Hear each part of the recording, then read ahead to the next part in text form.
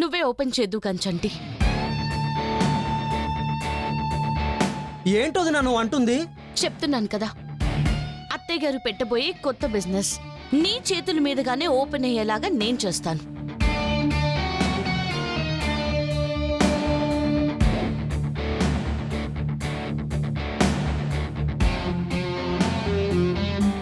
నిజంగానా?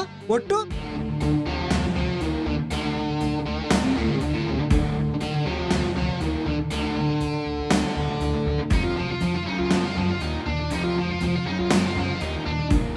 ఒట్టు.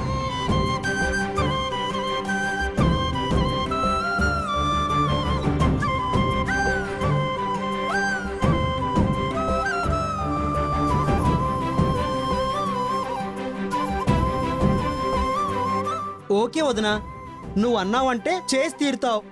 మా పెళ్లి కూడా అలాగే చేయిస్తానన్నావు, చేయించావు.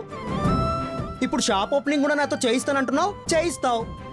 ఇప్పుడు నాకు ధైర్యం వచ్చింది వదినా. అసలు మా అమ్మ ఎలా ఆపుతుందో నేను చూస్తాను.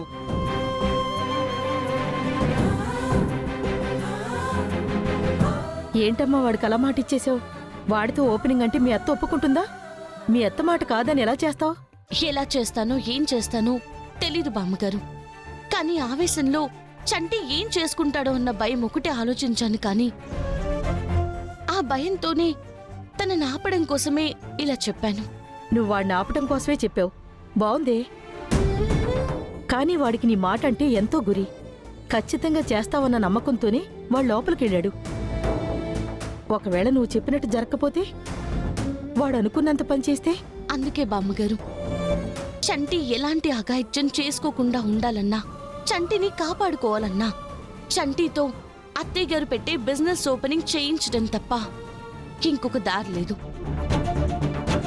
అదెలా చేయించాలన్న దారిని వెతకాలి.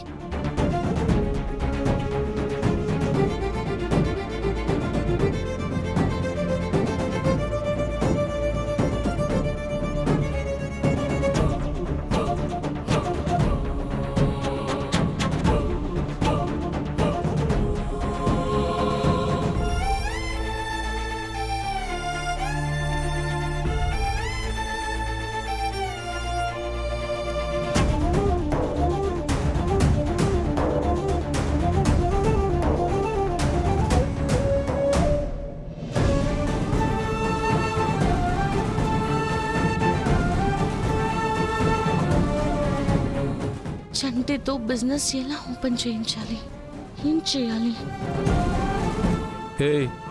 ఏం చేస్తున్నావు? రూమ్ క్లీన్ చేస్తున్నానండి. రూములు క్లీన్ చేసే చీపురునేమో బెడ్ మీద పెట్టి, బెడ్ మీద ఉండాల్సిన బెడ్షీట్ని ఇలా చీపురు పెట్టే చోట పెట్టావు. దీని క్లీనింగ్ అంటారా? అయ్యో, ఏదో ఆలోచనలో ఉండి నేనిలా. ఏంటా ఆలోచన? మా అమ్మ మాట కాదని మా అమ్మ పెట్టబోయే బిజినెస్ కి సంబంధించిన షాప్ ఓపెనింగ్ ని ఆ చంటిగాడితో ఎలా చేయించాలనా? అరే, ఏం మాట్లాడుతున్నారండి? నటించుకో. చంటిగాడితోనే షాప్ ఓపెనింగ్ చేయిస్తానని చెప్పి నువ్వు వాడికి మాటిచ్చేటప్పుడు నేను చూశాను. అసలు ఏమనుకుంటున్నావే నువ్వు? అది కాదండి, షాప్ ఓపెనింగ్ తనతో చేయించకపోతే తను చనిపోతానంటున్నాడు. చేయిస్తే నేను చచ్చిపోతానంటాను. అప్పుడేం చేస్తావు?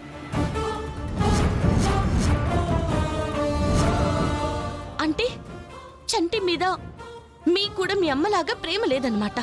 లేదని ఎవరు చెప్పారు? తమ్ముడుగా వాడంటే నాకు ఇష్టమే. మా అమ్మ తమ్ముడు విషయంలో అలా మాట్లాడడం నేనే సమర్థించను. బట్ ఆవిడ అన్న దాంట్లో తప్పే ఉంది. మనం పెట్టే ప్రొడక్ట్స్ లావుగా ఉన్న వాళ్ళ ఒళ్ళు తగ్గిస్తామని చెప్పి, అలాంటి చోట నీలాంటి దాన్నో వాడిలాంటి వాళ్ళనో తీసుకెళ్లి ఓపెనింగ్ చేయిస్తే జనం కామెంట్లు చేయరా? నవ్వరా? మన షాప్కి వచ్చి ప్రొడక్ట్స్ కొంటారా? నువ్వు సెంటిమెంట్ యాంగిల్లో ఆలోచిస్తున్నావు, మా మమ్మీ బిజినెస్ యాంగిల్లో ఆలోచిస్తుంది. బిజినెస్ చేసేటప్పుడు బిజినెస్ యాంగిలే కరెక్ట్. అయ్యో, అలా కాదండి. నాకేమి సోది చెప్పద్దు.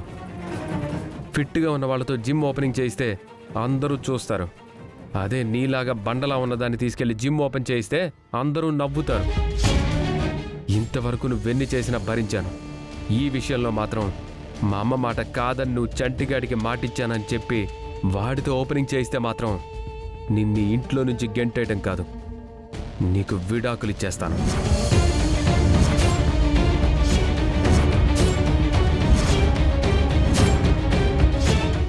అర్థం అవుతుందా?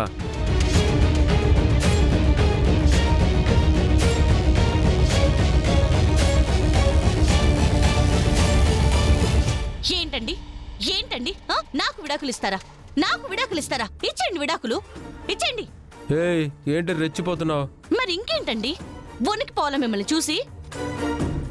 విడాకులు ఇచ్చేస్తే అయిపోతుందా? నేను ఇవ్వక్కర్లేదా అండి?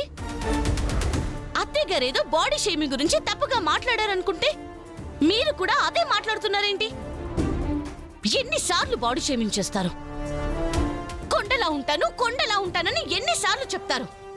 ఈ బండగా ఉన్నది కొండలా ఉన్నది ఇవాళ మీ ప్రాణాలు కాపాడింది, దాన్ని మర్చిపోయారా?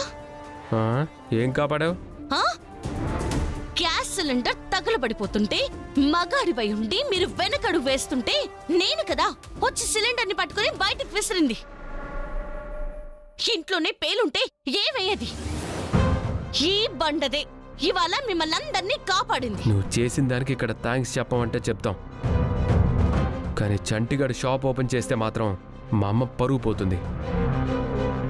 అందరూ మా అమ్మని చూసి నవ్వుతారు. చంటిగాడికి కావాలంటే నేను ఏదో ఒకటి నచ్చ చెప్తాను. నువ్వన్ని విషయాల్లో కల్పించుకొని పిచ్చి పిచ్చి వేషాలు వేయాలని మాత్రం చూడొద్దు. ఎట్టి పరిస్థితుల్లో మా అమ్మ అనుకున్నట్టే జరగాలి, ఆవిడ ఇష్ట ప్రకారమే ఇది జరగాలి. ఈ విషయంలో మా చంటిగాడి కంటే మా అమ్మకే సపోర్ట్ చేస్తాను. కాదు కూడదు మాటిచ్చానని పిచ్చి పిచ్చి వేషాలు వేయాలని చూసావో చెప్తున్నాను కదా, పక్కా విడాకులే. ఏమండి ఏమండి ఆగండి. ఛా, చంటి చూస్తే తనతో షాప్ ఓపెనింగ్ చేయించకపోతే సూసైడ్ చేసుకుంటాను అంటున్నాడు. ఈయన్ని చూస్తే తమ్ముడితో ఓపెనింగ్ చేయించావంటే విడాకులు ఇచ్చేస్తాను అంటున్నారు. ఛా, ఏం చెయ్యాలో, ఈ ప్రాబ్లంని ఎలా సాల్వ్ చేయాలి?